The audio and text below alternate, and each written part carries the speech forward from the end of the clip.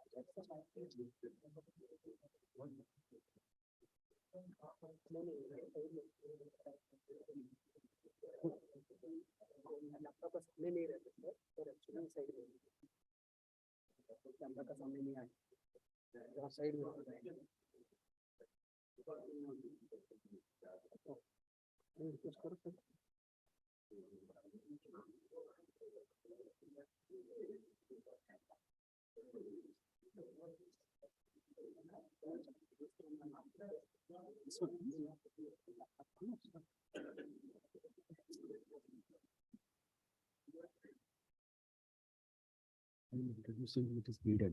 Yes. But I will be introducing Yes. here. Yes. But that will come from there. Yes, sir.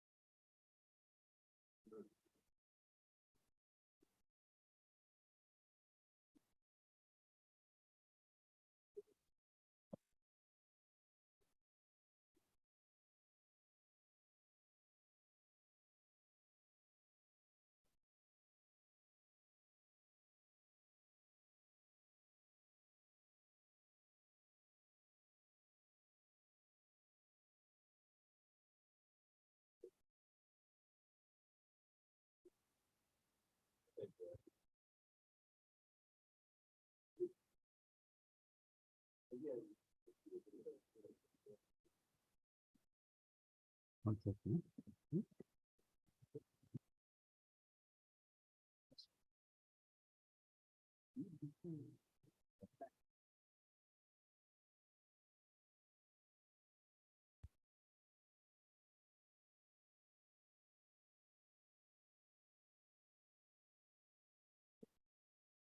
Okay, so let us start.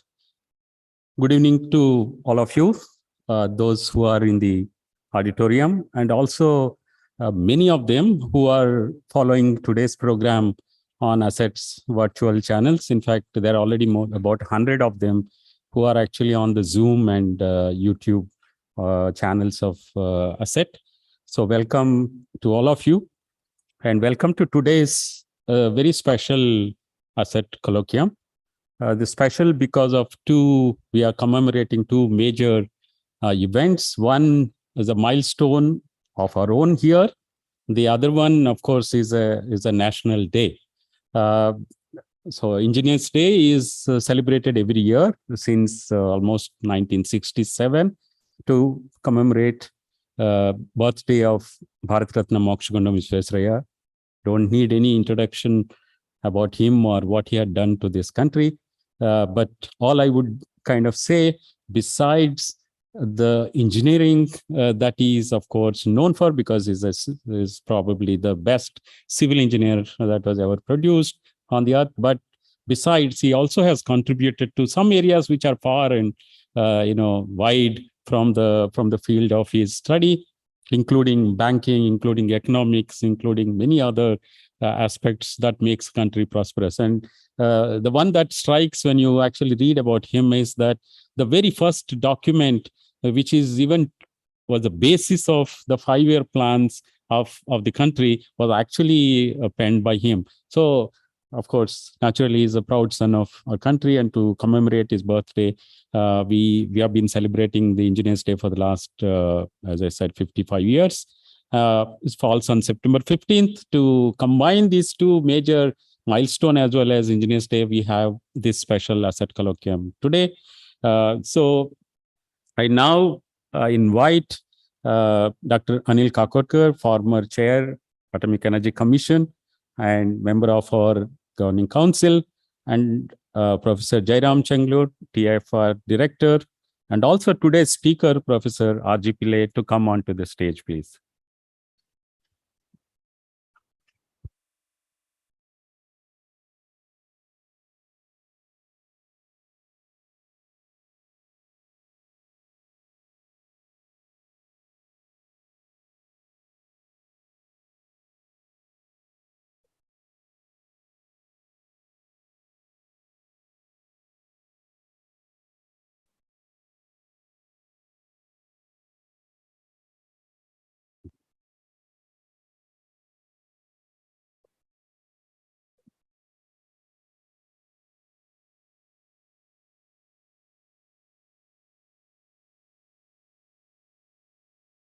Okay, thank you. I request Professor Jairam Chenglur, Director TIFR, to welcome Dr. Anil Kakorkar with flowers.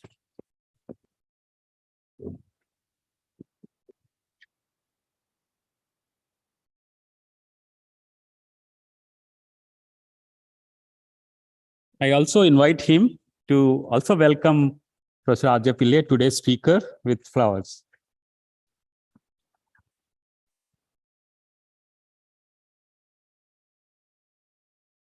Okay. So now may I invite Dr. Anil Kakorkar to make some opening remarks on this occasion. Thank you.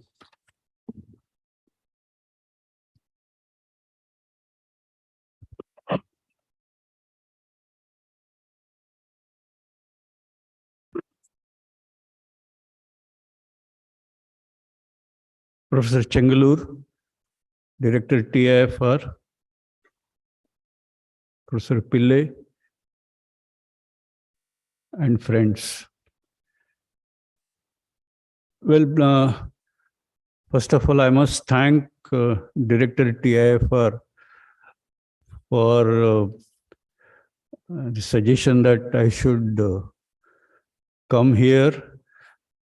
And for me, it's a bit nostalgic moment. Whenever I see Pelletron, I somehow claim some ownership. So I'm so happy that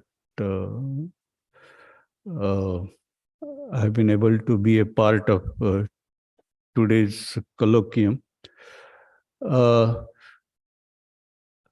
And Engineers Day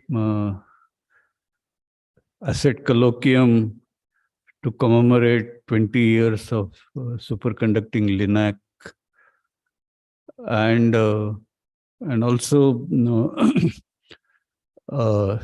a symbol of, there are a number of TIFR, BRC collaboration, but certainly Pelletron and related activities certainly is an important one among them. For me, the Pelletron, not the Linac, but the Pelletron proper, does bring in a lot of memories. But that's not what we're talking today. But even Linacs, simply because it was clear at that time when the TIFR Linacs were being built, that Linacs will have a lot of role in the nuclear power program, particularly for the accelerator-driven systems. And a lot of different structures were being talked about. And of course, it was not necessarily Linacs. People were also talking about the cyclotron and other kind of devices. But it was clear that Linacs will play an important role. And if I mistake not, Linac activity was started both in TIFR and the Delhi Pelletron, and that was about the first activity in the country, Dr. Pillay? Probably, yes. And then, of course, there was a lot of collaborations which got set up.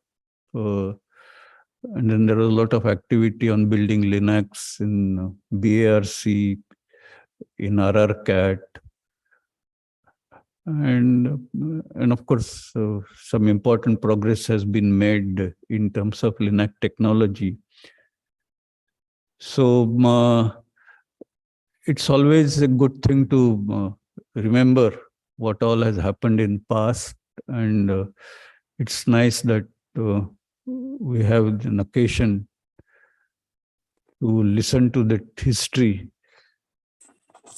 from the person who was at the center of it all. So thank you once again for giving me this opportunity. And I do wish that this tradition of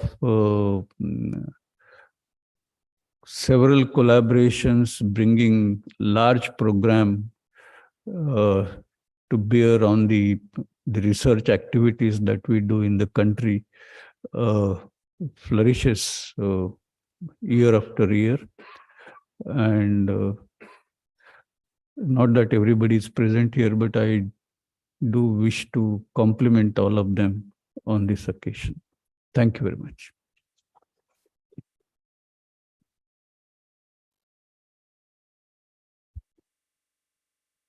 May now request Professor Jairam Changlur, Director TIFR, to briefly address today's audience.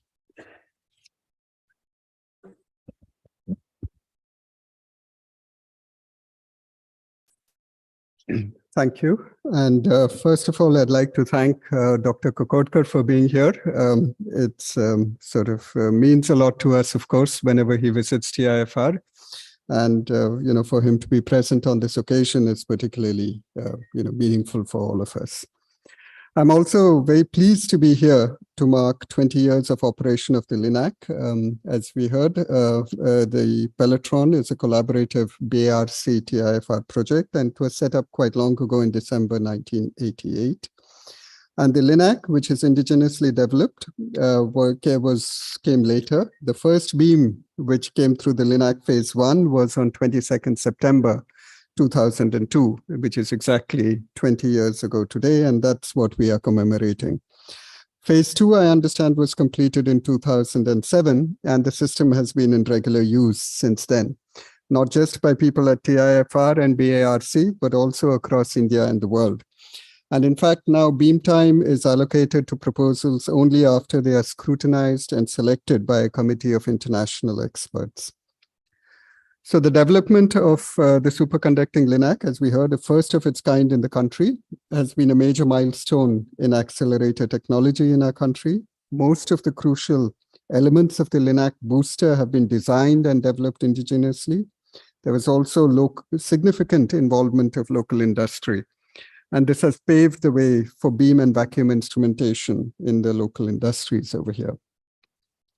Of course, development has continued since 2007, and several advanced experimental facilities have been established to pursue research in nuclear, atomic, condensed matter physics, and interdisciplinary areas. Most of the experiments with the Pelletron and Linac beam now take place in the new user halls, where there are specialized detector facilities. Nuclear physics continues to be the main program, with the facility carrying out studies in nuclear structure, shell effects in fission, detailed studies of the fission mechanisms, reaction studies in weakly bound nuclei. In addition, there are studies in atomic physics, studies on the effect of radiation on space devices, rice seeds, work on the hyperfine interaction, as well as in development of terahertz devices. So, and instrumentation work also is continuing. And right now, the aim is to increase the beam energy as well as to develop low beta niobium cavities. The contributions to the scientific output and manpower training across the country have also been outstanding. The facility has been used for almost 150 PhD theses and over 750 publications in international journals.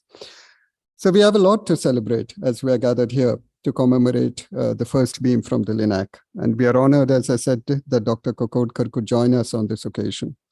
The chairman AEC, Mr. Vyas, as well as the director BARC were unfortunately unable to come because of other commitments, but both of them have conveyed their congratulations and best wishes. So along with all of you, I look forward to Professor Pillay's talk, as well as future developments at the Linac. Thank you.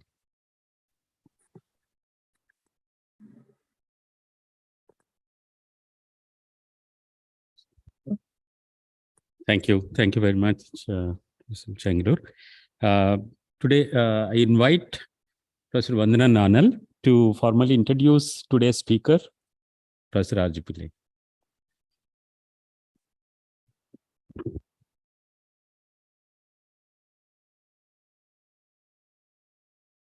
So Professor Pillay as such is very, very well known to this audience, and I guess to most of the people on the online also.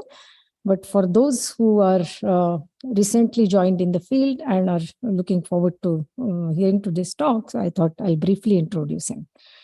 So Professor Pillay joined TIFR in 1974 and completed his thesis in 1982. The thesis was focused on hyperfine interactions in mixed valence and frustrated magnetic systems. His research interests span many areas of physics, covering nuclear physics, accelerator physics, condensed matter physics, and material science.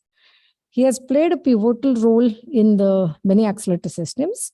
After the BRC TIFR Pelletron Accelerator project was initiated in early 80s, he was involved in the design of the beam optics and the design of the accelerator control system, both very important, crucial factors. And then I think even also in the Stony Brook Linac, where he went during his postdoc days, he was involved in the setting up the cryogenic systems.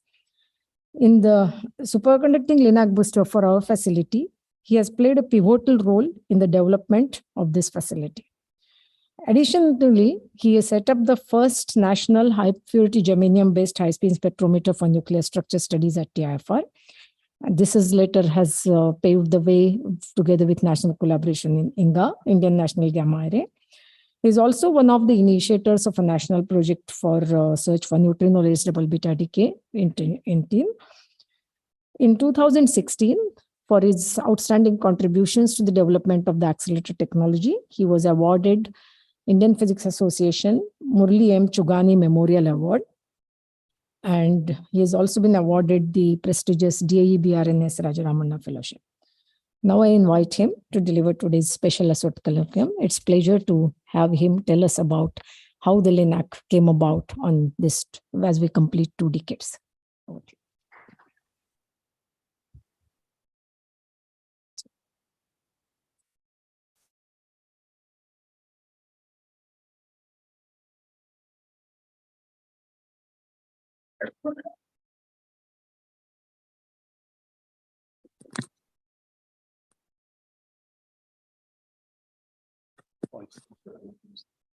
Just a minute. Let me just turn off all this noisy objects. Yes.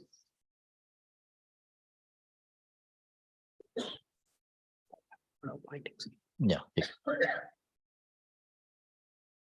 Thanks, Satya, and thanks, Vandana. And of course, thanks to Director Professor Chengaluru and Dr. Kakotkar. Okay, so it has been a pleasure to say yes when Satya asked me to give this talk. Okay, in view of the Engineers Day. Of course, simultaneously, it also, as it was pointed out, today was also the day when we had the first beam from the Linac. So it's also 20 years of the beam through the superconducting Linac. So I'll just give you a brief history of how we went about it. Okay, and what were the kind of engineering and technologies that we had to encounter and solve as we went along. Okay, so I'll try to give a flavor of that as I go along. Okay, so before I jump into I'll just give a brief idea as to how we accelerate particles. Okay, of course, it's very simple. You set up an electric field, and if you have a charge, it will move in the electric field and it will get accelerated. Okay, but how do you do it? So you have hollow electrodes, and if you have a sequence of such hollow electrodes, and if I set up an electric field and if there's a certain charge, then charged and electric field is the force, and it will get accelerated. And the energy gain would be just the integral over the path length. So but the integral over the path length is nothing but the voltage. So the voltage in the gap is the energy that it picks up. Okay, and then as it goes to the next gap, it will pick up more energy at that next gap, and so on and so forth. So as many gaps as you have, so the total energy would be the sum of all the energies in each gap. Okay, that's trivial. But so the technological limitation comes because all these voltages will add up. I want to have a sizable number, like say 1 million volt or 10 million volt. Then the problem comes is how do I make this power supply, which is 1 million volt or 10 million volts. Okay, so that's the problem. So that's a technological problem that you first encounter, and that required thinking. Okay, and there is another problem which is a little subtle. Okay, if I want to talk of a single charge particle, I can track it, but actually that's not useful. I need a bunch of beam.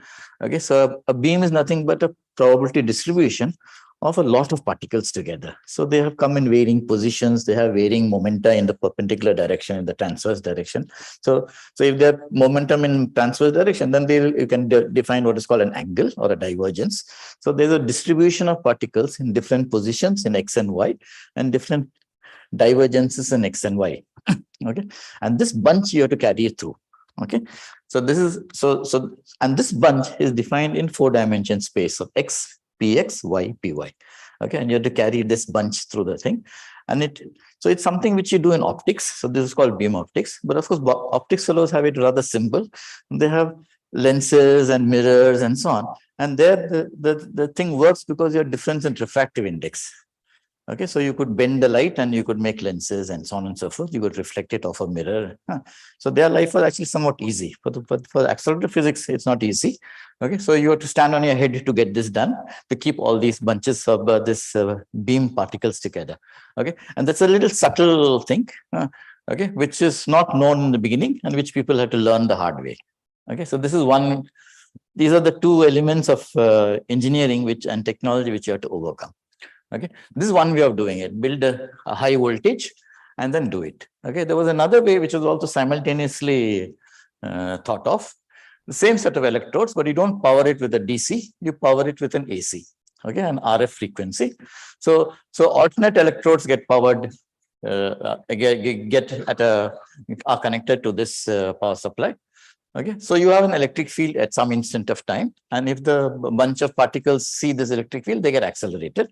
But at that instant of time, the fields in the adjacent gaps are in the opposite direction. So by the time the bunch travels from here, this gap to the next gap, you want that field to be also in the acceleration direction. So this travel time has to be precisely equal to half the time period of this AC oscillator. Okay, and that's a synchronization condition which has to be satisfied. And if you can do that, then this system will also accelerate. And so all the little voltages will add up, and you'll get an acceleration just like the before. Okay, there's a difference between the two. This was a DC beam. This is a bunched beam. So it's bunched in time. So it's a bunched beam in time. Okay, so not only have a complication of x, px, and y and py, which is the phase space in 4 dimensions in the transverse direction, you also have another additional phase space which is coming in the longitudinal direction. So the time of arrival and the energy dispersion, these two come in. So it becomes a 6-dimensional phase space problem. And this is again a subtle problem which you have to overcome. Okay, so I will come to this why that is a subtle problem. Okay. So this is what these are the two principles basically which we adopt, and all accelerators are either based on that or this or combination of the two. So in the Peloton Linac facility, it's a combination of both. So the Peloton is a DC accelerator and the Linac is an AC accelerator. Sorry. Okay. So the first technological breakthrough was how to make a DC voltage of the order of 1 million volt. Okay, and this was done by what is called a multiplier stack. It turns out to be a simple concept. Okay, so if I have a AC, something like an output of a secondary of a transformer, which is say 25 kilovolts or 50 kilovolts. Okay, I charge this capacitance using this diode. So once I charge this capacitance, the peak voltage will get deposited on this capacitance. Okay, and in the next half cycle, I charge this capacitance, but when I'm charging this capacitance, the AC is traveling in series with this pedestal voltage, which is already set up on the first capacitance. So what you charge here is twice of peak voltage.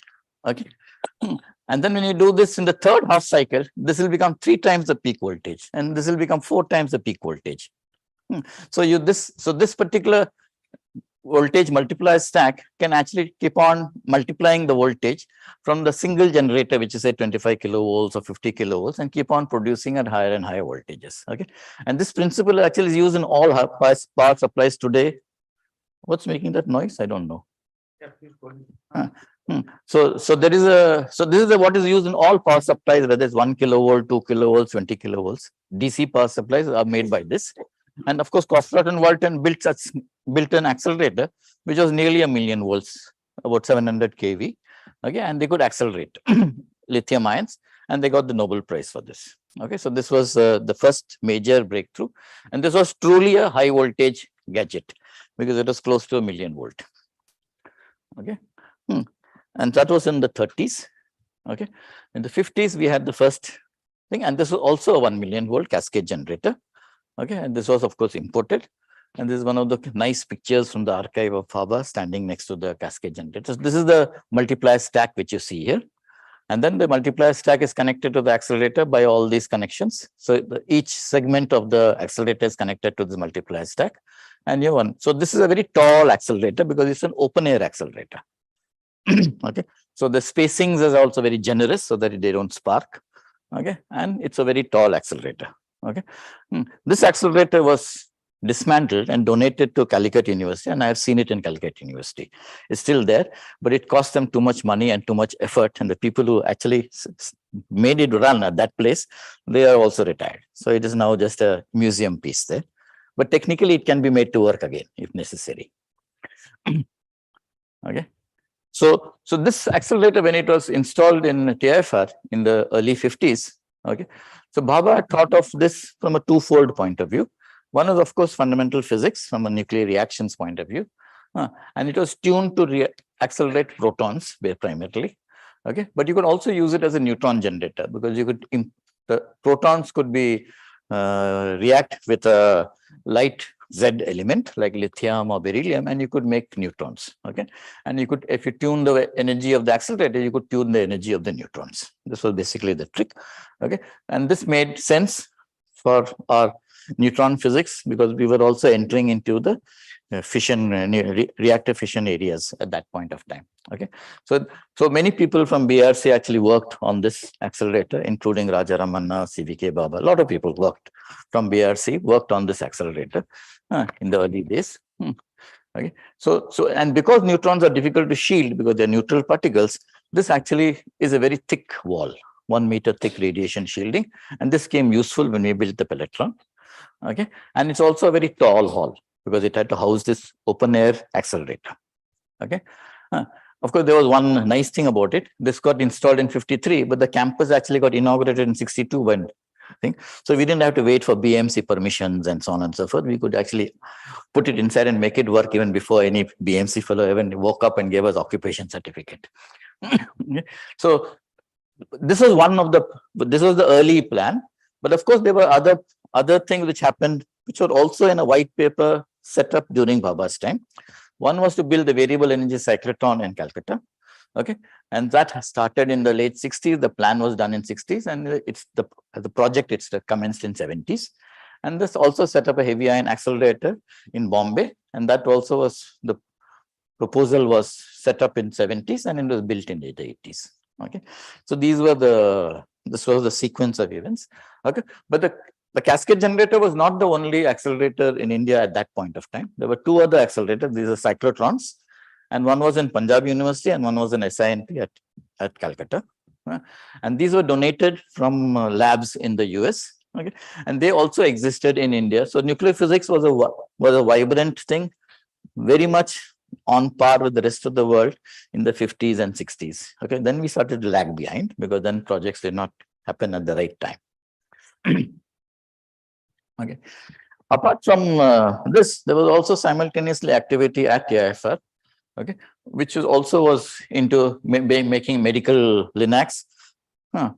Okay, so this was a project set up by the microwave group at TIFR, and this is a 3 million volt electron Linac in the TIFR basement, auditorium basement labs, in fact, which was later inherited by condensed matter physics people.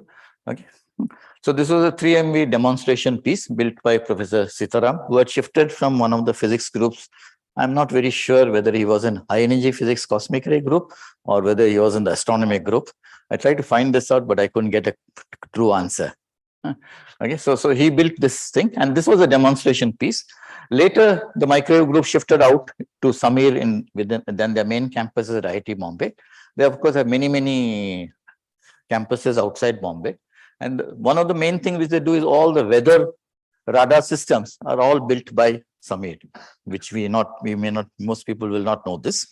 Okay, but they also continue to develop these electron Linacs, and there are many generations of such machines. And the first machine which they set up for medical purposes was in PGI Chandigarh in the 90s. At the same time, in the 90s, they also put an electron Linac in the Vikram Sarabhai Space Center at Trivandrum. Okay, for industrial purpose. They basically use a hard X-rays to look through fabricated items for flaws and defects and things like that. Okay, and they continue to do this. Of course, they are not very good at selling these machines. Okay, so people, whenever there's a hospital which comes up, they buy it, import it. They don't buy it from Samir. So maybe there are about a dozen machines across India, but it could have been much more if they had the ability to sell it commercially. Okay, so let me come back to the Peloton. This is a DC machine. Okay, typically the machines in those in the early eras, were actually either a cascade generator, but that had a limit. You could not go very much beyond a few million volts, even if you encased it inside a insulating gas tank. Okay, the other technology which actually did better was the Van de Graaff technology. So you had a rubber belt. You charge you put deposit charge on the rubber belt, and the rubber belt goes and makes the terminal. You lift the charges off at the terminal, and the terminal goes up to 1 megavolt. You could make machines between 1 to 5 megavolts with the Van de Graaff technology very easily. Above that, it became unstable. Okay, so the breakthrough that happened was a person called Professor Herb at University of Wisconsin. He was actually a nuclear physicist. He replaced this rubber charging belt in a Van de Graaff by a chain of metal beads on a nylon rope. That was the first thing that he did. So you charge the metal beads. You don't go and charge the insulating rubber, which is a nuisance to do. And it will arc and spark and okay. Where you charge the metal bead, there is no problem. And the nylon thread is only supposed to provide insulation between one bead and the adjacent bead, which the nylon is merrily can do. Okay, there is no breakdown problem. Okay, so using this trick, you could actually break this barrier of 1 to 5 megavolts and go make machines which are greater than 10 megavolts. Okay, and since it was a metal beads on a nylon string, later, of course, it evolved a little bit. I'll just show you a picture of that. And so it's a chain of pellets which carries the charge, and hence the name pelletron. Okay, so the whole world has such machines, which they even refurbished older machines with the pelletron chain. Okay, and so this project was approved in the 70s, as I mentioned, late 70s, and the project commenced in the 80s. Okay, so this is how the chain looks today. It's essentially cylinders which are rounded off at the edges and linked by nylon links between so the whole thing is very flexible. Okay, and you charge the pellets. So you charge the pellets. Why doesn't it move? Okay, it doesn't matter. So you charge the pellets, and the pellets move up towards the terminal, and then the charge is lifted off and collected on the terminal. Imagine that the terminal is already at, say, a few million volts. As the pellets move up, you have to do work against this force, which is the voltage. Okay, and that work which you do converts into potential energy, and if you divide it per unit charge, you get voltage. So it's actually a very first principle method. You do work, and that's the voltage that you get. Okay, actually, you do slightly better than that. You actually not only send positive charged pellets, you also return negative charge pellets. Okay, so you actually charge twice the charge of what each pellet carries. Okay, and this is how you do this thing. So it's basically a Van de Graaff design, but modified with a lot of innovation to break the barrier of 10 megavolts. Okay, so this project was set up by 6 people, 3 from BRC, Dr. Mehta, Dr. Kapoor, and Dr. CVK Baba, who was actually the first training school batch person, but he always worked at TIFR with the cascade. So once this project got approved, he shifted to TIFR permanently. Okay, so ultimately it becomes 4 from TIFR: Professor Sharma, Devare, Babaji, and Professor Mitra. Okay, so but when they proposed this project, not only was it to get the machine, buy this machine and install this machine and all the facilities which go with it, but also that we should add a superconducting, because 14 million volt turned out to be an optimum number. Okay, so if you built machines, these pelletron machines, greater than 14 million volts, they were not very optimum. There are machines in the world which are rated for 22 million volts, but they don't operate at 22, they operate at 18. If you build an 18 million volt machine, it will operate at 16. If you build a 16 million volt, it will operate at 15. So 14 just happens to be just the cutting edge, that by 14, it will operate at 14. Okay, so that's what we also went in for. Okay, and 14 is sufficient to do nuclear physics with light ions. But if you want to do it with slightly heavier ions, then this was obvious that we had to add this. Okay, and in the world, there were already 2 superconducting boosters being designed and implemented, one at Argonne National Lab and one at Stony Brook in New York. Okay, State University of New York. And so with that in the back of the mind, this was already projected as a possible addition to this, though it was not part of the project, but it was already projected that we will do this. So some infrastructure towards that was already established. Okay, so this is some of the older pictures. Okay, so this is so if you look next to the cascade hall, there was nothing. So you had to cut a hole and attach a tunnel and bring it to the pelletron tower.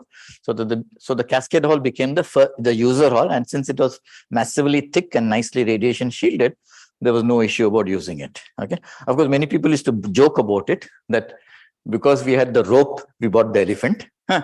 Okay, but then anyway, if the rope was there, so we bought the elephant. Okay, and this is Professor Srikantan doing the stone laying ceremony, and this is Dr. Iyengar, who was the then director of BRC, and this is Ramarajulu, who was the chief engineer of the civil services at BRC. Okay, so he also lived in the colony. He was also in Bhaskara at that time. Okay, and these are other people, and this is the glass blowing and the glass blowing labs. You will see there's no pelletron lab block, and this is the tank which Kapoor was referring to. It was one of the big items which had to be built, and I don't have a very big blow up of this. And there was a young strapling engineer who had to do this and listen to Professor Sharma and Dr. Kapoor all the time. Okay, and that person is here. And this is Dr. Anil Kakodkar, standing next to Professor Sharma. Okay. Okay. So we had to build the tower till about 12 meters and then install the tank. And that itself was a feat. Because when you install such a big tank, you never know what happens. If it falls on somebody, I don't know. So it was really an art. So all the engineers ran away. Only the Khalasis remained and did the job. Okay. So once the tank was installed, it had to be buried in full concrete, all the way till the top. Okay. So I don't know how many people will remember that there used to be a movie called Anarkali. So Anarkali was buried alive. So this was buried alive. So this is the completed job. So the tank is sitting inside the tower. Okay, and you have 4 tanks outside of equal volume where the insulating gas is transferred back and forth whenever we service the machine. Okay, and the acceptance test was very stringent. We had to demonstrate 14 million volts and the currents as specified by the manufacturer. All this was done, and we got a clearance from AERB to use the machine. Anything which was not a unit of DAE comes under Atomic Energy Regulatory Board. Okay, so this was also obtained from Atomic Energy Regulatory Board, but that was then. But later, BRC became an independent entity, and BRC has its own BRC Safety Council. So people who work in the pelletron from BRC come under BRC Safety Council. People who do not work under BRC, like TIFR work, come under AERB. So there's a khichdi at TIFR, which can never be solved. And Vandana has to break her head on this because she has been the radiation safety person for TIFR for a long time. This is the inauguration which was done in December 30th, 1988. Okay, so it was inaugurated by Professor MGK Menon. Okay, so this is in the iron source room. So there is a magnet. So the iron source starts from a deck which is at 400 kilovolts. And then you pick the species you want and you inject it vertically into the tank.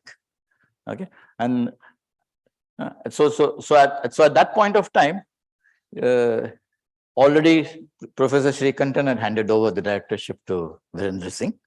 Okay, P.K. Iyengar was still the director at BRC at that time, but I think M.R. Srinivasan was the chairman. So this was a beam spot which we shot on a quartz, and you can see the fluorescence. So this was a beam spot on a quartz, which was demonstrated to everybody. Okay, and this was done in one of the scattering chambers, which was set up in the Cascade Hall, one of the early experimental setups which was set up there. Okay. So this is again the same thing, but just shown in the form of a cutaway. So we have a negative ion source. And the negative ion source is actually quite a universal source. So this is actually done by using cesium. Now, cesium is the largest alkali element: lithium, sodium, potassium, rubidium, and then cesium. So it's the largest alkali element. Okay, so it's also the most electropositive element in the periodic table. So any element which collides with the cesium atom will charge exchange. So the cesium will become a positive ion, and the colliding atom will become a negative ion. Okay, so you can do this practically to everything in the periodic table, other than the rare gases. You can't make helium negative, neon negative, and argon negative, but the rest you can by and large do it. Okay, so you start with the negative ion from there, and then you accelerate it towards the 14 million volt terminal. And by the time you accelerate it to the 14 million volt terminal, the thing has become actually quite fast in the lab frame. So, and then you send it through what we call a stripper foil. So we use a carbon. So carbon is a refractory material. It doesn't melt, it doesn't evaporate. So you send the fast moving ion through the carbon foil. So as far as one is concerned, the carbon foil is nothing but a sea of electrons. They are carbon nuclei, but you can ignore that they exist. It's a sea of electrons through which you send a moving ion. So when you send the moving ion, the electrons in the moving ion collide with the sea of electrons and get stripped away. So you get a highly charged positive ion on the way out.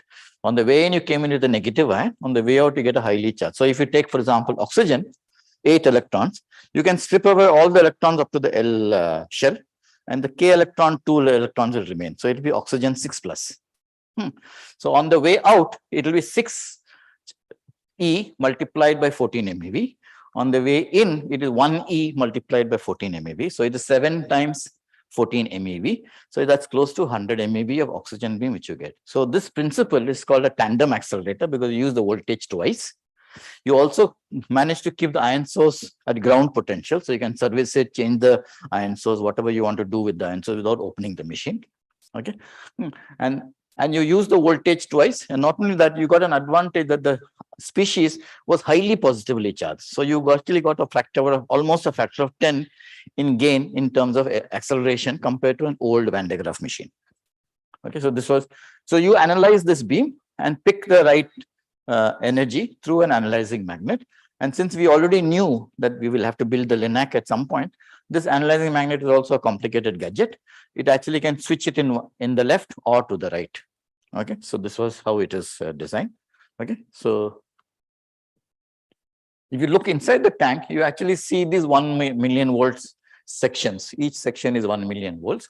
So there are 14 1 million volt sections in the top and 14 in the bottom. Okay, there are also in the middle of each side, there's also a dead section in which you keep diagnostic elements, focusing elements, vacuum systems, and so on. Okay, and these are the accelerating tubes. These are the charging chains. So there are 2 chains in this electron. And this is essentially holds 1 million volt. Okay, so what you see what these people are doing is replacing this by a new accelerator tube. So they're taking away the old one and going to put a new one in. Okay, and the voltage across this is through a divider network. When you bought the machine, it was what we call corona needles, but later at some point we changed it into a resistor network. So the machine can be run because of the resistor network right from 4 million volts to 14 million volts. This control did not exist when we bought the machine. This was a control which we added later. Okay, and this tank contains an insulating gas, which is sulfur hexafluoride. Okay, which is pressurized to something like 6 to 7 atmospheres of sulfur hexafluoride. And that's how the voltage is able to sustain. Otherwise, if you did open it, it will just spark and destroy itself. Okay, so now let me come to the superconducting Linac booster part. Okay, so I showed you the RF acceleration scheme. This was of course conceptualized by Ising in 1924, and later they demonstrated, Widrow and Ising demonstrated this. And they actually built an accelerator which generated 50 keV beam. You could also embed this business in a magnetic field and let the particles go around in a circle. And that concept was put up by Lawrence using the same thing. Okay, and then they also demonstrated an accelerator which generated up to 80 keV. Of course, this 50 keV, 80 keV is inferior even to the ion source that we have today, which is 400 keV deck. But anyway, these were the starting principle. And this, of course, led to all the later accelerator developments.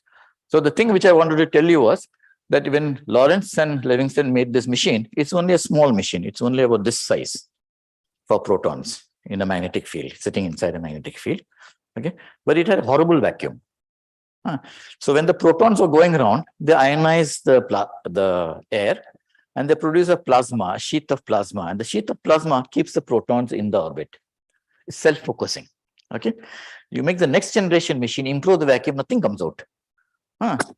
Because there is no focusing. So you have to learn how to focus the beam the hard way. So Lawrence and Livingston were lucky that the ionization path helped them to keep the protons focused. Okay, so that's why I said there's a subtlety about the beam optics, which you have to learn as you go on building these accelerators. Okay, so just coming back to the same picture. So I have the electric field, and then I time myself to come from here to here so that again I catch the electric field at the crest. Okay, so I keep riding the crest every time. So it's like a traveling wave, and I sit on the crest all the time. Okay, so this is like a surf rider, which is what I do. Okay, and so I maintain the synchronization condition by sitting on the crest of the wave as I travel. Okay, but this I can't actually do in practice, because if a proton is accelerating or a carbon is accelerating, it gets faster and faster. Okay, so if it gets faster and faster, this synchronization condition will be lost. So I have to do a trick. So the real practical device is actually what is called an Alvarez structure, where as it gets faster, I have to make the velocity gets faster, I have to make the length also more. Okay, so as I make the length more, so the synchronization condition is not lost. Okay, this is what we actually do if you want to build a Linac. Okay, but then there's a catch. This works for a specific Q by M ratio. If I took proton, this Q by M ratio is 1. If I took helium, if it's doubly stripped, then it will be half. If I take carbon and remove all 6 electrons, it will be 6 by 12, it will again be half. So the light ions, where the Z and mass numbers are roughly a factor of 2, they will all be similar, provided I can fully strip the electrons. But the proton will be a chap which will remain away. So if I design it for proton, I can't accelerate anything else. But if I design it for something like a ratio of 1 by 3, I can accelerate maybe a neighboring set of ions, but not too many. So a general purpose machine cannot be made by this technique. Okay. So one has to innovate one more step. Okay. So what we do is we don't do it in terms of many gaps in a big tank. We actually make a cavity. Okay. So this here I'm just showing you a pill box. Okay. So this pill box, I charge this left face and the right face. And I have a standing wave. So the electric field is 0 here, and it's peak in the middle. And the electric field just oscillates back and forth. It's a standing wave. Okay. So I can time the bunch of particles which arrives at this cavity such that they see the crest. When it moves to the next cavity, I again time the cavity so that again you see the crest. So I can force my synchronization condition cavity to cavity to cavity. Okay. So a sequence of independent cavities nicely makes an accelerator. And this is the trick that we do for our superconducting Linac. We have independent set of cavities and which are independently powered, and I can adjust its angle of arrival with respect to the beam. Okay. Of course, when I want to make an accelerator with a respectable energy like half an MeV or hundreds of keV, okay, then I have to put a lot of charge on these faces. And if I put a lot of charge on these faces, then the charging current also becomes very large. So I will have I square R joule heating. So I have to cool this cavity. Okay. So that's one of the things which I am forced to do, because there will be a lot of heating which will be produced if I want to make a respectable accelerator. Okay. Here again we can innovate. Why make it room temperature? Make it superconducting. Okay. So the accelerator which we built is a sequence of independent cavities, and it is superconducting. This is what we built. Okay. And this proposal was put up. Again, it was a joint TIFR BRC proposal. There was from BRC, it was Ramurthy and Kapoor, and from TIFR, it was Sharmaji and Devare. Okay. Krupp and me were just finishing our thesis. So we were not big enough to be part of this big team. But we were entrusted with the job to do it. So both of us went to Stony Brook, him first and I later, because Stony Brook was setting up their accelerator at that point of time. And Argonne National Lab was also setting up their accelerator at that time. Okay, so these were the two heavy ion Linacs which were being built at that point of time. Okay, and we chose Stony Brook because Stony Brook used lead on copper, okay, which we felt will be simpler for us to duplicate. Niobium, which Argonne National Lab was using, was atrociously complex at that point of time. So we wanted to avoid that. Okay, we of course had a very small team. So we had one mechanical engineer, MTech from IIT Kharagpur with specialization in cryogenics. Okay, of course, such people don't last long. So the person keeps changing. So today also we have a mechanical engineer in cryogenics who is with us. I don't know how long he will be there, but then that keeps changing. We started with one lab assistant. Of course, we added many more. And then later we also added a lot of mechanical engineering and electronics people at the scientific assistant level with diploma. We didn't add with anybody with engineering degree, but with diploma, and they have been with us ever since. Okay. Of course, we draw upon a lot of services from both our department as well as the workshop and the central services. Okay. From BRC, we had one young person from the training school, Srinivasan, who joined us. And then there was also from electronics division, a person called Gopal Joshi, who also joined us because there was a lot of electronics to be developed. And a little down the line, we had another person who was an MTech in electronics and software who joined NPD. Okay. And we also had a resident engineer, Bhagwat, from the Peloton facility here. Okay. And at BRC end also, we had to take services from many other places, electronic division, of course. We also had to take help from technical physics division. We also used the central workshop at BRC very extensively. Okay. So this is just another schematic of the Pelotron. So you start with the negative ion, go through the thing and go to the cascade hall and do experiments, but you could also switch it to the accelerator, which we are planning to build. Okay. But the Linac is actually an RF accelerator, needs bunches of beam. Okay, so you have to bunch the DC beam. So out here, after the ion source and before you inject into the pelletron, we have a set of bunches which bunch the DC beam, so that when we arrive here, we have bunched beams which we can take it through the Linac. Okay, so it's no longer a DC beam running through the pelletron; it's a bunched beam running through the pelletron, and we do the bunching right at the ion source level. Okay, I'll come back to that a little later. This is an exploded view of the Linac hall. Okay. So when Sharmaji, Kapoor, and all these people added this hall was built at the same time as the tower was built, empty hall. Okay, it's 15 meters by 15 meters and 5.5 meters tall. Okay, it turns out to be an awful hall to put an accelerator in. Okay, and the Linac, if you expand it, it's called a linear accelerator. It can't be a straight, and we couldn't build it in a straight line, so we had to build it in a crooked way so that we can use the maximum length and width of the hall. Okay, so we headed towards that corner and then headed out this way. So we could put 4 accelerating modules here, and we could put 3 accelerating modules here, and the bend in this corner. And then we could also use this part of the hall to put all the cryogenic thing. And then we have one more cryostat here, which we call the super buncher. Okay, which is also part of this entire system. Okay, so, and this is all 1 meter thick. The tunnel itself is much thicker. It's like almost 1.8 meters thick. Okay, but the tunnel is very short. Okay, whereas this is about 5.5 meters. This is only about 3.5 meters. Okay, so so we can't put this cryostat inside. So it had to be put just at the mouth of the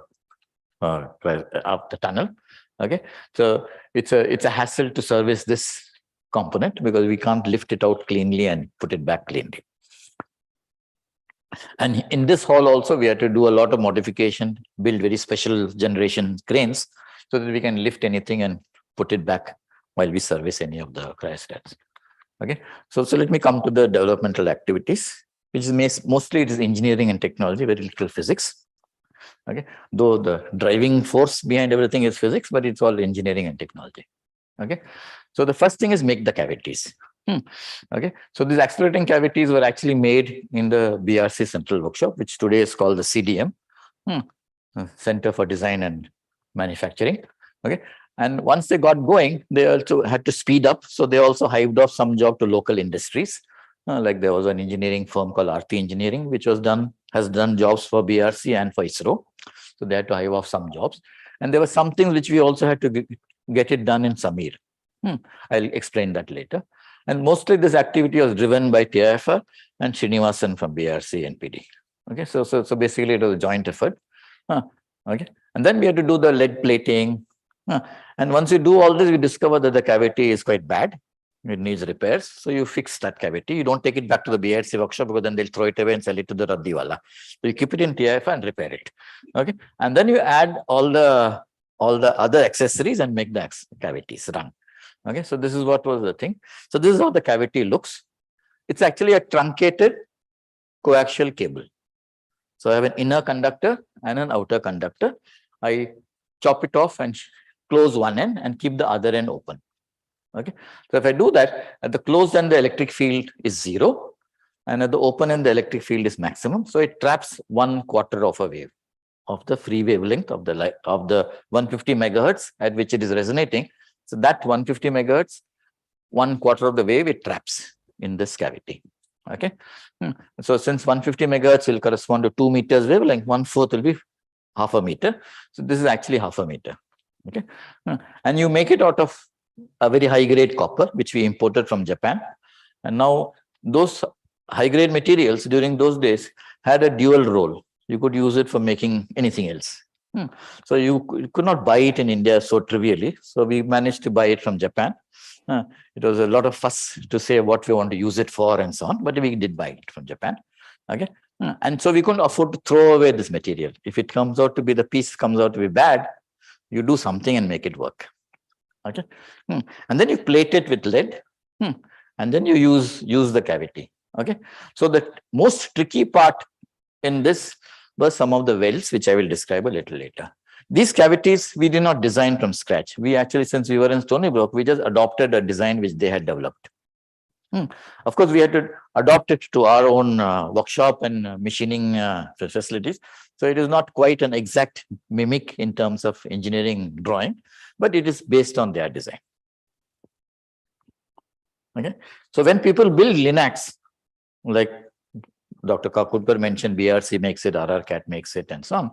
Okay, you either build it at room temperature or you build it at liquid helium. You don't go and build it at liquid nitrogen or liquid hydrogen and so on. It doesn't pay much. Either you go superconducting or you do it at room temperature. If you cool it down a little bit, you don't gain too much. Okay, so when you go superconducting, we also don't use any superconductor. We actually use pure elemental superconductors like lead or niobium. We don't use alloys or dirty superconductors like 1, 2, 3 compounds and all that. So as far as accelerator physicists are concerned, those are dirty superconductors. We don't touch them. So we only touch pure elemental superconductors like lead or niobium. Niobium, of course, is superior because there's higher TC, higher critical fields, and so on. So it is superior to lead, but we chose lead. Okay, what happens when you go below the TC? The resistance goes to 0. The current only flows on the surface, doesn't flow in the bulk. So it flows on the surface, and the surface resistance goes to 0. But this is true only for a DC current, not for an AC current.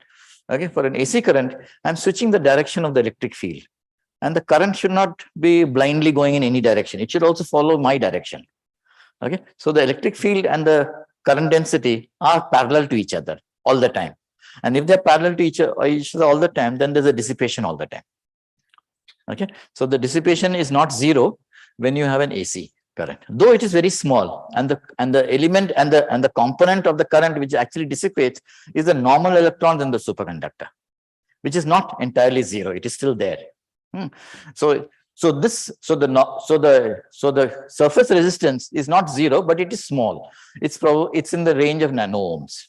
Okay, if you took copper and you subject it to the similar RF fields, okay, there too the current is flowing only in the surface because there's a skin depth issue. Okay, and if you look at the surface resistance on copper, it will be in the milliohm category. So there's a factor of 1,000,000 which you gain in surface resistance when you go from a good quality copper to an object like niobium. Of course, lead is inferior to niobium, so the lead will be about 10 times worse than this, of the order of. Okay, so if you now look at the dissipation in a cavity with respect to its stored energy, then if you define a ratio, it actually is nothing but the Q of the quality of the cavity, which is just called the quality factor. So ignoring all the 2 pi's and all that, if I open this expression up, the denominator looks like the dissipation multiplied the time period. So there's the total energy dissipated in one period to be compared with the energy stored in the cavity. If the dissipated energy is comparable to the stored energy, the thing will oscillate for 1 cycle and no more. Okay, but if it's 1/10, it will oscillate for 10 cycles. So ignoring the 2 pi, which I can safely do. Okay, so if you look at other mechanical oscillators, like for example a swing in the children's park, its Q will be pathetic. It will be like 10. Okay, if you do push it, it will maybe oscillate about 10, and that's it. If you take a guitar string or a violin string, its Q will be quite good. It will be like 100. If you make an electronic resonance circuit, it will be even better. It may be in the 1000 category.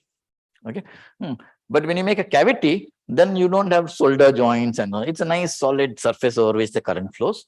So if you make if you take the cavity which I just now showed you and you make it out of copper, no lead plating, the Q will be like 10 to the plus 4. It will be like 10,000. But once you make it out of niobium, it will jump by 1,000,000. Okay, so let's not take 1,000,000 because you generally run these cavities quite hard. So maybe 10 to the 5. So if you say, then it is like it jumps from 10 to the 4 to 10 to the 9. And if I plug in numbers for the stored energy and so on, this cavity, if it's running with copper, will require 50 kilowatts. Whereas for the same fields, the niobium cavity will require only half a watt. And if I had a lead cavity, it may require about 5 watts. Okay. Now 50 kilowatts cavity will actually melt. So I can't run it. Okay, so I'll have to run it at maybe 1 kilowatt. So at 1/50th of the power level is what I have to run it at. Otherwise, I will not be able to keep it cold, keep it possible. Okay, so if you run it at 1/50th of the power, the under root of that will be 1/7. So my electric field will be only 1/7 of the electric field, which I can do it when I'm in. So it will be 7 times longer. So the accelerator will become longer. It will be energy inefficient. Okay, and when I go superconducting, I achieve both. It's both energy efficient and it is smaller. So the real estate cost also comes down. Okay, but I have to pay for one thing. I have to cool these cavities to liquid helium. Am I wasting more energy that way? Actually, no. Because I'm cooling it at 4K and rejecting the heat at 300 Kelvin. So if one remembers one's basic thermodynamics, this ratio is only 75. So for every watt at 4 Kelvin, I need only 75 watts at the room temperature. But this is what Carnot told me. But that doesn't work. It's about 10 times worse. For every watt, I need 750 watts at the room. But this is still better than 1 in 1000. And I'm gaining by at least 1 in 10 to the 5. So the whole accelerator becomes very, very efficient in spite of the cooling. The cooling is a little problematic because water cooling would be simpler, but helium cooling is no big deal either. Okay, so it becomes very, very efficient, and it also becomes cheaper to build overall. Okay, this is how we build a module. We put 4 cavities in a module. Okay, and with all the paraphernalia for coupling the RF power and so on and so forth. And each cavity gives us approximately 0.5 megavolt of acceleration. And so 4 of them gives us approximately 2 megavolts. And we have 7 modules which accelerate. So this is another 14 million volts per charge state. So any electron beam which we get, we can double its energy in the light ions. Not for very heavy ions, but for the light ions. Okay. We first tested this in a straight line geometry. With the super buncher and the first module in a straight line geometry. And to cool this cryostat, we used a discarded liquefier from the low temperature facility, which was 7 liters per hour machine, which they had discarded. So which we refurbished and made it run for ourselves. Okay, to test this. And once we tested this, we had the confidence to go ahead and build the main Linac. Okay. So you can see Kurup and myself looking very young, and our engineer Manish and Manish here, and Srinivasan. So these are the core team, and then we had 2 helpers. Okay, Kamle and William. Okay, and then we could go ahead and build all the things. So all these cavities were coming in a pipeline from BRC. Not all of them were usable. We had to do tricks to make them all use. Okay, okay. So this is what is the cavity again. Okay, the tricky part was this weld. Okay, this piece is made as one piece, and the cylinder is one piece, and then you have to do this weld. Okay, so the weld from outside was easy, but the weld has to be done also from the inside to close that crevice. Okay, and this is like 600 millimeters long. And by the time you do this in an electron beam welding machine, the gun and the weld joint is almost 1 meter apart. Okay, so it's a tricky weld to do. It was not a very easy weld to do. And all our failures were entirely due to this weld. Okay. Okay. We also had to adjust the frequency as we receive it from the workshop. And when you receive it from the workshop, the frequency will actually be something like correct to 1 in 1000. So 150 kilohertz and 150 megahertz. Okay. Whereas the bandwidth of these things, because the Q is 10 to the 8 in the case of lead, is like 1 hertz in 150 megahertz. So we receive it as we receive it from the workshop, it will be at 150 kilohertz, and we have to reduce this to 1 hertz before we operate. Okay, and doing something to 1 part in 10 to the 8 sounds impossible, but we can do it. Okay, so this side ports where the beam enters and leaves are not welded. We actually adjust them. We adjust them in a manner so that we get, so this is like a capacitance, and as we adjust them, we can adjust the frequency. You also have to insert them in a symmetric manner, because if it's asymmetric, then when you power up the cavity, there will be charge on this and there will be negative charge on this. So you'll get attracted to the closest side donut. So as you power it up, it will get distorted, and you will actually induce mechanical oscillation when you feed the RF power, and the whole cavity will become very unstable. Okay, so this we can't do. So you have to make it symmetric and also get the frequency right. This is what we do. And when we do this, we achieve something like 1 part in 10 to the 4. We achieve something like 10 kilohertz in 150 megahertz. Okay, and then when we finish, but then we braze this in Samir, get it brazed in Samir. And then we have to do another fine correction. We do this by electropolishing. So if you look at this end has capacitor, because all the electric fields are here and all the magnetic fields are here. So this is inductive. So if you electropolish this part, the inductance changes. If you electropolish this part, the capacitance changes, and they change in opposite direction. Okay, so you can actually correct the frequency to a few kilohertz in 150 megahertz. So you can actually do a slightly better job than that. Okay. And from kilowatts onwards, when we go to helium temperatures, we use this bottom plate. Okay, this bottom plate, if we deflect, we can deflect this bottom plate so that we can correct this. This is like a stray capacitance, and we can correct it all the way down to 1 hertz when it is cold. Okay, and these are all bits and pieces of engineering things which we have to do to make sure that it works. Okay, so once the cavities are built and put in the modules and erected on the thing, then you have to worry about the beam. Okay, and now I need to make a bunched beam. First step is to make a bunched beam. Okay. Now the beam bunching, as I said, we made bunches on top of the pelletron. Okay. How does a buncher work? Suppose I take a chunk of DC beam. Okay, and it is traveling. Then there are particles which are forward of the middle of this bunch, and the particles which are on the backward side of the bunch, of the middle of the bunch. So these particles which are forward, they're actually coming early, and these are coming late.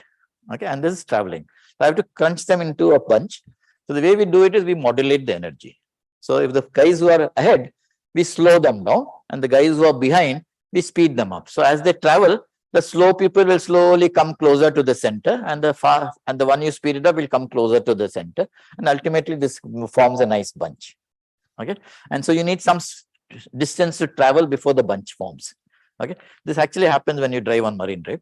You will have kichiri, and then ultimately a bunch will form. If you see that, it happens naturally. Okay, the fast guys and the slow guys will all catch up together. You will get a bunch. Okay, so this is how we make a bunch.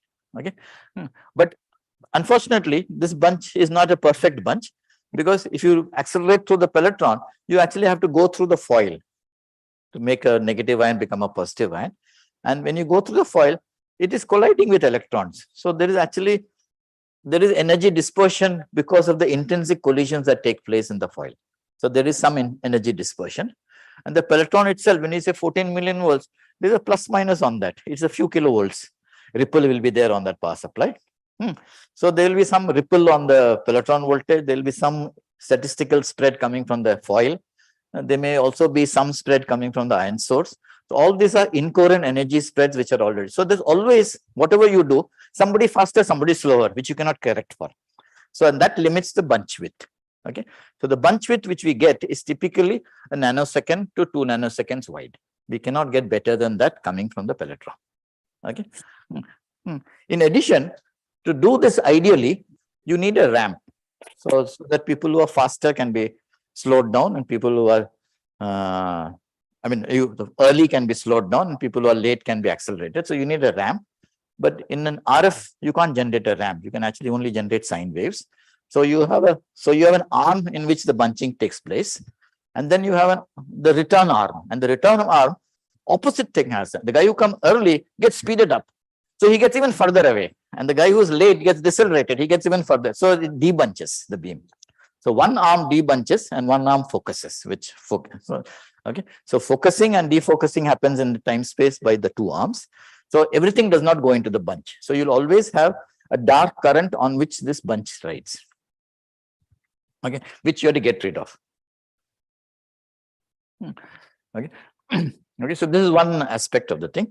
The next aspect, which is actually once the bunch arrives at this place, is nanosecond wide, but I have to now shoot it through the Linac cavities, and the Linac cavities operate at 150 megahertz, and there 6.6 nanosecond is the period. Okay, and I must arrive close to the crest, and the demand is about 10 degrees close to the crest. Okay, if I ask for that, then they must be bunched a second time to become something like 100 to 200 picoseconds, starting from 1 nanosecond. Okay, and so we need a buncher to do that. And this modulation, since it's already an accelerated beam at about 100 MeV, this modulation also will be in the pocket of an MeV. So I can't do this by a trivial gadget. I need a superconducting cavity to do that. So that's what we put here, and that's called the super buncher. Okay. And so that crunches it down to 100 to 200 picoseconds, and that can be accelerated through the accelerator. Okay, this is what we do. Of course, when it comes to the bend, we are in trouble. If I take a bending magnet and I send the particles which have got modulated in energy, it will disperse. Particles with higher energy will get bent less, particles with lower energy will get more, and nothing will come out, or you will not get any useful beam after the bending. So everything is dispersed. Okay, so that's a bad thing to do. So bends are sort of taboo. The other thing which you have a problem with, even if it was a monochromatic beam and particles were all together in time, when they go through the magnet, they came at different positions, different angles. So they will execute different orbits in the magnet, and the path lengths need not be the same. Okay, so particles who are together and having the same energy get dispersed in time when they go out of the magnet. Okay, so the bend has to be both isochronous, that is particles who are together but just stay together, and the bend also has to be achromatic, irrespective of energy spread. I want everybody to come back to each other. And the other thing is, overcome this fact that I have a bend at all. I may want to build a Linac.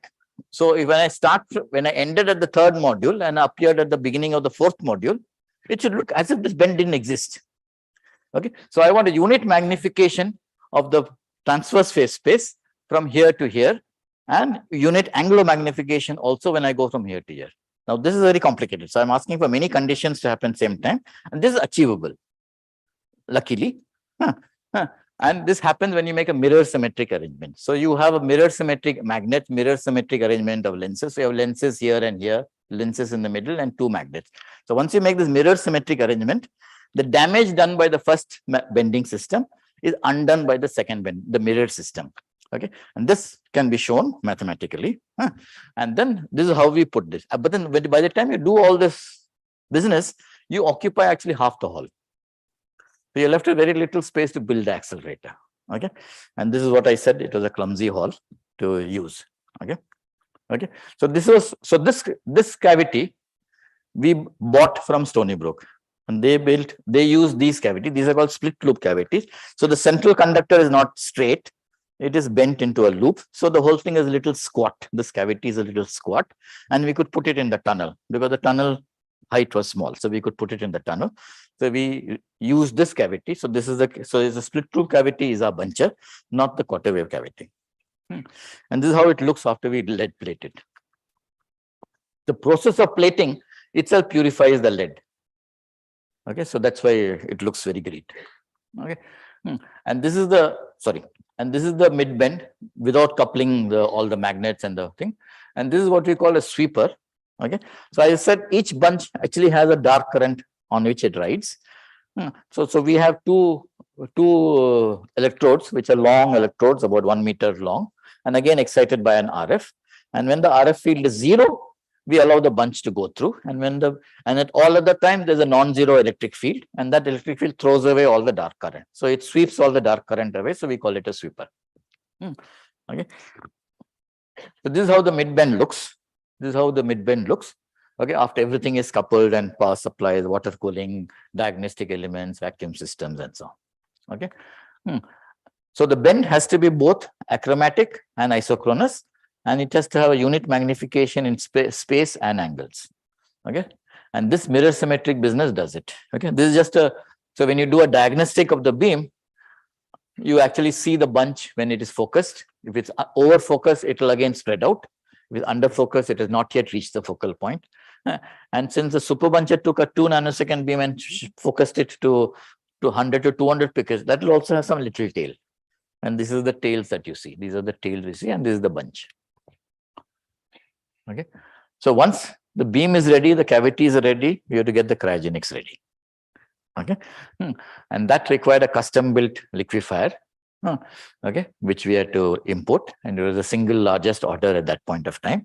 Okay, from TIFR, it was close to 6 crores plus at that point of time. Of course, it got surpassed by objects like the TM and Cray computers and so on very quickly. Okay, we also had to build all the module cryostats. So here we had to get it done by vendors from Bangalore and Calcutta and so on. And this is built from Switzerland from a company called Linde. Then we also have to distribute the helium everywhere. And the helium also has to be collected and stored properly. So all these systems had to be built, and all this were built in-house. Okay, within TIFR, using TIFR workshop. Okay, so coming back to the thing, so this is the helium refrigerator. And then we also have some nitrogen dewars. And then there were helium devices. So this entire mess feeds into a main junction box, which we call a junction box, and then is distributed along these vacuum insulated pipelines. And then at each of these places, we have filling stations, and from these filling stations, two cryostats can be fed. Okay, so the helium goes, the liquid helium goes, and the boil of helium returns to the refrigerator. Now, the boil of nitrogen helium can be at a slightly elevated temperature than the liquid helium. So we use that as a thermal shield for the liquid helium pipe. And then when we send the liquid nitrogen, that is used as a thermal shield for this system. And the return boiled off liquid nitrogen is used as the last shield. And then this whole thing is housed in a vacuum jacket. Okay, so there are 4 pipes which shield themselves each other in a ordered manner so that you minimize the heat loss onto the helium. Okay, and that is how all these things are built. And these individual transfer lines are actually heat exchangers. You have the liquid helium going in the inner pipe, and then there's an annular pipe around it, which brings the gas back. And then the whole thing is embedded in a vacuum pipe. Okay, all these were, so this entire distribution is completely made in-house with our workshop people, including all the transfer lines and so on. Okay. So this is the helium machine, which you see. Okay, so these are the transfer lines which are home made, which feed into the main junction box. These are the nitrogen vessels, 300 liters each, which we kept here. These are actually discarded by the LTF. They would have sold it to the Raddiwala. We took it, refurbished it, and used it. So these are 600 liters of liquid nitrogen. Okay, this also feeds this, and then everything goes up from the main junction box to this trunk lines. So it's only a 4-inch line. It's very congested if you look inside. Okay, so this machine, when we bought this machine, we bought it from given all the heat loads that we will encounter. So when we bought this machine, it was a 50-liter machine, specially customized for us. So TCF 50 is a liquefier model, and they made it S because it was specially customized for us. And it makes 300 watts at 4 Kelvin. Actually, not quite at 4 Kelvin because the liquid has to go and the gas has to come back. So it operates at a slightly elevated pressure than the atmosphere. So the boiling at that elevated pressure is more like 4.5 Kelvin rather than 4.2 Kelvin. Okay. And this was the machine that we bought. But the machine, the Linac which we built, okay, used to consume this 300 watts. So it was rather edgy to operate it. Okay. Around 10 to 12 years later, in the 11th plan, the LTF purchased a new liquefier for themselves and it also happened to be from the same company, Linde. Okay. And when they installed it, we noticed that the technology had vastly improved within the last decade. Okay. So what we did was we asked them to ask us to upgrade it. So they said you send it back to Switzerland. But this also was anarchalid. There was a hole in the wall through which the liquefier was put and the Linac hole was sealed. So it can't be sent to Switzerland. They said nothing doing. It has to be done here. So they very unhappily agreed. And we did it. Opening a 6 crore machine and upgrading it is not a simple task. And people probably must have had, most people would have a sleepless night, but I didn't care. We did it. And it works. Okay, so we opened the whole thing. We had to design a special crane to hoist the cold box out, put it on a stand, and we cut things, whatever we want to re-weld it. All the work was done by our workshop people. And when you put it back, it became from 300 watts to 450 watts. Okay, and now the machine is completely stable. Once it is started, unless there's a power failure, which happens every 15 days, by the way. So unless there's a power failure, it works in a seamless manner. And this is how the trunk lines look. So there are 4 pipes. 2 carry helium and return helium, 2 carry nitrogen and return nitrogen. Yeah, I'll just finish. Okay. Okay. And these are the junction boxes. So I'll just tell you about how to control these cavities. Okay. Now, if you look at the cavity, each cavity actually has a bandwidth of only 1 hertz, and it's operating at 150 megahertz, and it looks like a pendulum. So when the pendulum oscillates, it's a capacitance goes nearer one side, so the capacitance keeps changing. And the diameter of that can is 20 centimeters. So the radius is only 10 centimeters. So if this pendulum oscillates by 10 angstroms in 10 centimeters, it changes by 1 part in 10 to the minus 8. So it drops out of resonance.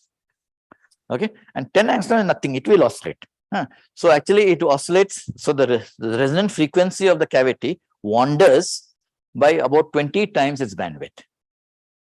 Okay, so even though the bandwidth is 1 hertz, it wanders by 20 hertz here and there. Okay, and you have to ask all the cavities to operate at the same frequency and be synchronous with my master clock. Now this is a trick which you cannot, which is again can be achieved. Okay, and we do this with what we call a self-excited loop. And then this is built entirely by the electronics division BRC. There's a person who did it for us. He was a youngster at that time, but today he's also as old as me. So this is what was done, and this was a major development. Okay, and once we did this, they also made the same cards for the IUAC Delhi Linac. They also made the same cards for the Australian National University Linac. Okay, so this was a technology which was developed in BRC, and it was also delivered to these other places. Okay, all these components had to be imported. Okay, so which we imported from TIFR, and we gave it to them, and they happily sold it to the other two fellows. So in addition to that, since the cavity's frequency is wandering, I have to control and make everybody match everybody. Okay, so if you remember your elementary electronics, if I have an LCR circuit at resonance, the L and C cancel each other. Both of them are complex, but they have opposite signs. They cancel each other, and only the R survives. So it is actually only a pure dissipative object at resonance. But once you're off resonance, depending on which side you are, either the L term will dominate or the C term will, and they're opposite signs, but they're complex. So I have a real loss, and I have an imaginary vector which I have to compensate for. Okay, and this imaginary vector, because it is wandering 20 times the bandwidth, is 20 times taller than this real vector. Okay, so the amplifier I need is 20 times the power which I'm actually going to consume in the resonator. Okay, if I'm consuming 5 watts in the resonator, I need a 100-watt amplifier. And this is what we need. So we designed these amplifiers and got it built by Bharat Electronics Limited. Okay, so this is again a technology which is, and it's unfortunate that 150 megahertz was our choice of the cavity, and 150 megahertz also happens to be a military communication band. So nobody will sell us most of the hardware. So it was quite a stand on the head to get all the hardware. Okay. In addition to that, we have to control all these things from the control room. So you need stations inside the hall to control all these electronics and the power supplies and everything, but you also need to control it from the outside. So this was something, again, Sudhir Singh, who was our person from Nuclear Physics Division, set up this entire control system. Okay, so we have this entire control system. Not only it controls the cavity, but it also controls all other gadgets. You can do it locally. You can also do it from the control room. Okay, so the last thing I wanted, can I get 5 minutes? So the last thing I wanted to show you was how do I do the beam lines themselves. I have to transport it through vacuum systems. Okay, so here again, there was a lot of developments, both in terms of beam diagnostics and through the vacuum systems. Okay, so we had to build pumps. So the technical physics division built ion pumps. The TIFR workshop built sublimator pumps, and this is a pumping station. Okay, so it's all home built. The technical division section actually later hived off this technology to a local vendor, Kamal Engineering, and we bought many of this later pumps requirement was bought from them. But these were always built at the TIFR. Similarly, diagnostic elements were also built at TIFR workshop, and then later hived off to companies to multiply the object. And similarly, all these diagnostic systems all had to be put into a box which can be aligned properly. So we call it a diagnostic box, and these also are made by vendors. Okay, and this is like a beam line where all these diagnostic boxes are sitting, pumping stations are sitting, and all these vacuum pipelines also had to be made. These were also made by in the TIFR workshop. Okay, so all these things are done in the TIFR workshop. And so the last is do experiments with it. And this was a bottleneck when we were doing the Linac project, because suddenly environmental rules came about. Next to the sea, you can't build anything. So we had to go to Delhi, and the state was not empowered during those days to give you clearance. We had to go to Delhi. So Kurup and the registrar, then Dr. Sahai, they had to keep going to Delhi back and forth to get permission. They finally got the permission. Okay, and we had to build the 2 halls. So this is how the hall looks. So it's a long hall. 50 meters long and 15 meters. We don't enter into the west lawn. We just stay shy of the west lawn. And on this side is a casuarina forest. And from a safety point of view, we need a road all around. So that's was constrained by that geometry of the site. Okay, so this was a hall, and this is also 1 meter thick. Okay, and we've split the hall artificially into 2 halls, so we can shoot the beam and do experiments here. We can also do experiments here, and these are all radiation shielding walls which we erected later. Okay, so when you are doing experiments here, this hall is accessible by the users, and vice versa. When this is being used, then that is accessible. Okay, this is how the hall 2 looks. Okay, so you look at the hall 2. Okay, these are all bigger experiments, and the hall 1 has smaller experiments. If you look at the far side, you can see a crane, and this is the rail for the crane, which was built part of the building. Okay, and when they were pouring the concrete for the slab, I realized that there was a problem. If you look at it, this is at the ground level, roughly at the ground level. So the radiation emitted from all the experimental stations, there's a 1/r² effect. So the ceiling was designed to be only 400 mm thick from the radiation requirement point of view. But when they were casting it, I realized that they're making it 1 meter thick. I asked, so what happens to, where do I put my lights? So I got into a trouble. So then I had to quickly run to the workshop and embed a lot of concrete, a lot of MS boxes into this empty space, and then pour the concrete on the boxes. So we have khachas in the ceiling where we have put the lights. Okay, and because they jumped from 400 millimeters to 1 meter, they also ate up the space for the crane. Okay, so the crane travels to within 2 inches of the ceiling, and in some places the ceiling sags. So the crane actually scrapes the ceiling. Okay, and this is really was a mess. It was again an engineering feat, never to be repeated again. Okay, so this is a picture of the hall 1. It is behind all the radiation shielding walls, which we had to later add. Okay, and if you look at this radiation shielding walls and the setups and all that, many of them are quite heavy. So when the civil engineers were building the hall, they wanted before where what will come. Okay, so we had to guess a lot where what will come, because they wanted to strengthen everything so that nothing sags or sinks. Okay, and the ceiling is also 1 meter thick. But of course, if we tell them that now it's 1 meter thick, it should take an elephant. No, nothing. Not when a crow sits, it will fall down. So you could actually happily build a lab space there, but they will not allow that. Okay, so we do continue with developments even today, as of today. Okay, so today we're limited by the Peloton and the Linac to accelerate beams up to something like chlorine, sulfur, chlorine. Okay, if you want to go beyond that, we need to do tricks. So we have to improve the Pelletron. We also need to improve the Linac a little bit. So this 2 modules of 1 million volts have already been changed. There is a project which is ongoing to change this. There is also a project to change some of the cavities in the Linac from lead to niobium. And this has an implication for programs which BRC takes up in future. Okay, so this is something which is going on. Okay, the last but not least is all the electronics which we did for the RF electronics. Those are all amplifiers, attenuators, analog components. And those components, if they go bad, whatever we have in the shelf, we can use to repair it. Once we finish it, we cannot buy those anymore. They're all obsolete. So we have to change it to something new. Okay, and so there we have to go to a modern way of doing it. So we have to go through FPG and the pure digital way of doing it. Again, this is doable, and this is also a project which the electronic division has taken up on our behalf. Of course, they always run up into some problem or the other.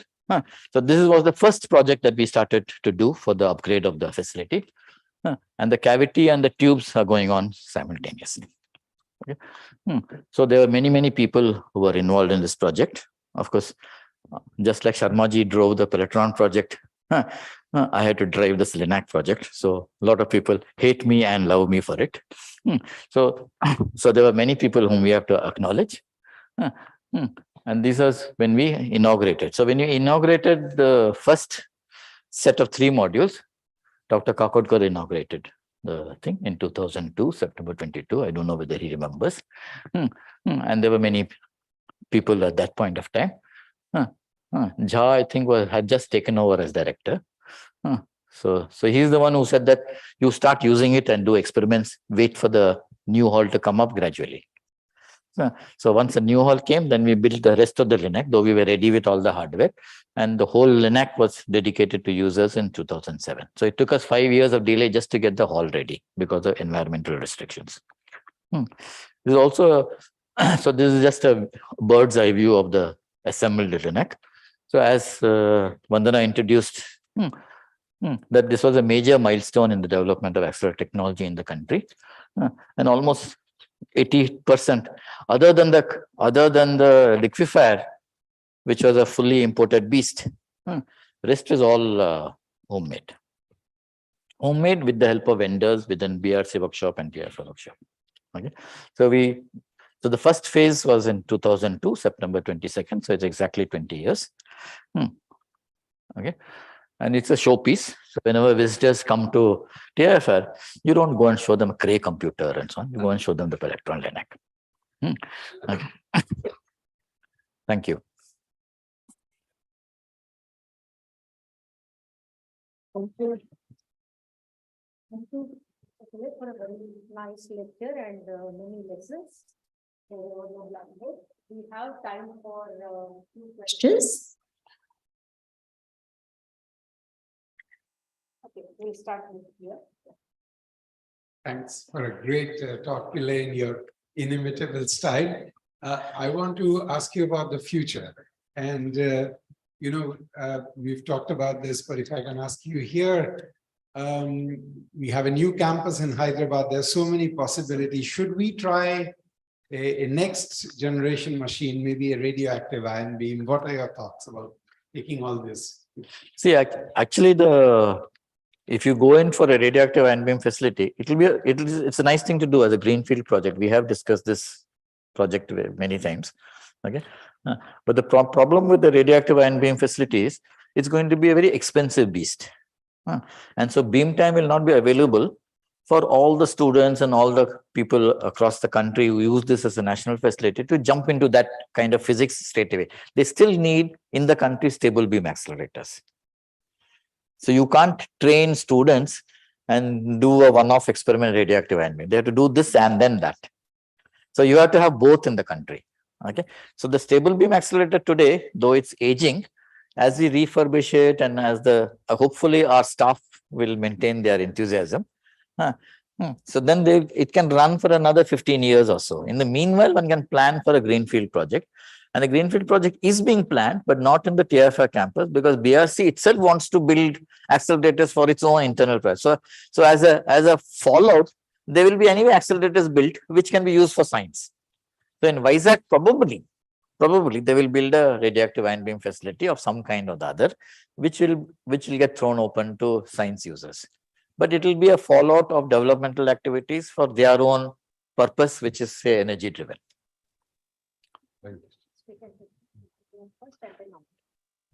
Yeah, go ahead. Yeah, go ahead. I have a very nice question. When I am building a new accelerator system, how to select the proper ion source, whether it will be negative ion source or it will be ECR or PBI. So the ECR source is a more modern source. So where you can actually get highly charged positive ions straight away from the ion source. Okay. But there is one catch with the helium, with the ECR source, its emittance is not good. So which I told you, so the beam will always have a natural blow up, which will be much larger than these sources. So these sources have a very good emittance. So when I do experiments, I need to focus it down to a nice small spot. So the beam starting from an ECR source will have that difficulty. Okay, but it gives you high charge state straight away. So you don't need to start with the negative ion, accelerate, strip. So you get a high charge state straight away from the ECR ion source. So depending on what you're building, I would think today you would start with an ECR ion source. You would not start with a negative ion. So I had two small questions. One is, was the midband required simply because of the space available, or was there some other physics reason for this? Which one? The midband. No, the midband, actually we crunched the design as much as possible so that we occupy the minimum space.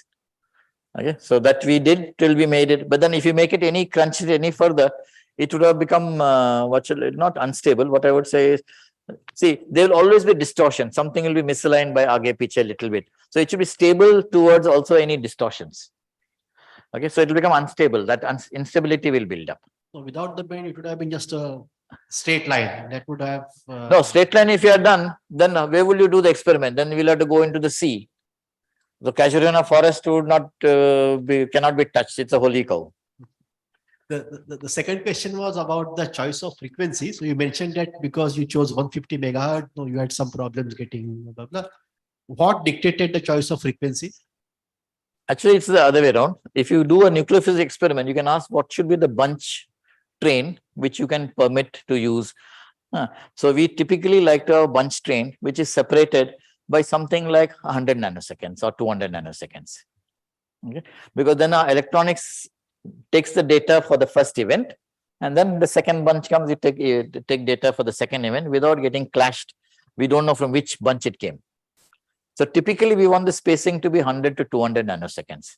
Okay, and then so that defines the bunching frequency. Now your superconducting cavity will depend on the frequency. So depending on the accelerator, pre-accelerator, in the case of the pelleton, the pre-accelerator, the ions are of the order of 10% velocity of light when they come out. So we are designing a cavity which is 10% velocity, and so the width of the cavity, 20 centimeters, is beta lambda. If you take a higher frequency cavity, it will become too fat or too thin. It will become mechanically impossible to build. And then this is lambda by 4. Again, if you choose the lambda badly, it will again become too long or too thin. So the size of the cavity in one direction is scaled as lambda, in the other direction scaled as velocity into lambda. So this determines so the cavities will be typically in the 100 to 200 megahertz range for heavy ions. Okay, so we built it at 150 megahertz because we went to Stony Brook to do a postdoc. You know, the IUSC went to Argonne National Lab, they picked 100 hertz. There's nothing holy about it. Okay. So I'm sure this is what means, hearing from the lion's mouth. You could actually gave a colloquium on every slide that he has shown today, and that is what the quality of the whole work that was done for so many years. So, would like to thank today's speaker, Professor Pillay. So I request, no, not yet. I request our Dean, Natural Sciences Faculty, Professor Kalabar Mehti, to come and facilitate it. Thank you so much.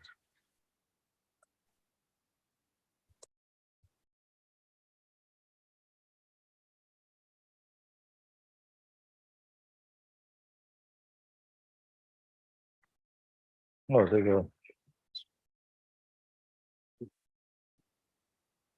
was an enclosed DAPA. Thank you. So with that, we come to the end of this wonderful event. As I said, it's commemorated 2 major events, 1 milestone and 1 national day. And we also want to thank, besides you all who are here, also would like to thank all the online participants. There's a large number of them. And I hope you all equally enjoyed as much as we enjoyed here. And thank you very much. And please join for, so please join us for a cup of tea in the Homi Baba Auditorium cafeteria. Right after this, unfortunately, we can't send the same to online audience. So next time, probably it is better that you come to the physical venue. Thank you so much. Good night.